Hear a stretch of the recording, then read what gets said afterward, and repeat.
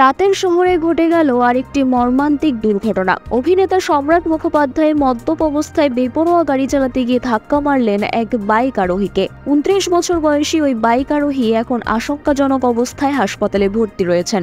ঘটনাটি ঘটে সোমবার রাত 12:30টার দিকে। রাজা রামমোহন রায় রোডে সম্রাট মুখোপাধ্যায়ের গাড়িটি বেহালা থেকে টালিগঞ্জের দিকে যাচ্ছিল, যখন মদনমোহন তলার কাছে ওই বাইক আরোহীকে ধাক্কা মারে। দুর্ঘটনার পরে গুরুতর আহত ব্যক্তিকে প্রথমে এমআর বাঙুর হাসপাতাল এবং পরে অবস্থার অবনতি হলে এসএসকেএম হাসপাতালে স্থানান্তরিত করা হয়। বাইক আরোহীর হাঁটু ও কোমর ভেঙে টুকরো হয়ে গেছে এবং তার অবস্থা অত্যন্ত সংকটজনক। এই দুর্ঘটনা টলিউডের আরেক অভিনেতা বিক্রম চট্টোপাধ্যায়ের স্মৃতি ফিরিয়ে এনেছে, যার গাড়ি বেপরোয়াভাবে চালানোর কারণে প্রাণ হারিয়েছিলেন মডেল সনিকা সিং চৌহান। বিক্রমের মতো সম্রাটের বিরুদ্ধেও মদ্যপ অবস্থায় গাড়ি চালানোর অভিযোগ উঠেছে। ইতিমধ্যেই বেহালা থানার পুলিশ সম্রাট মুখোপাধ্যায়কে গ্রেফতার করেছে এবং তার গাড়ি আটক করা হয়েছে। সাধারণ মানুষের মধ্যে এই ঘটনার ব্যাপক ক্ষোভের সৃষ্টি হয়েছে এবং তারা সোশ্যাল মিডিয়ায় প্রতিবাদ জানাচ্ছেন। বিক্রমের মতো যাতে সম্রাট মুখোপাধ্যায়ও কঠোর শাস্তি পান সেই দাবি তুলেছেন তারা। আজ সম্রাটকে আলিপুর আদালতে তোলা হবে, যেখানে তার ভবিষ্যৎ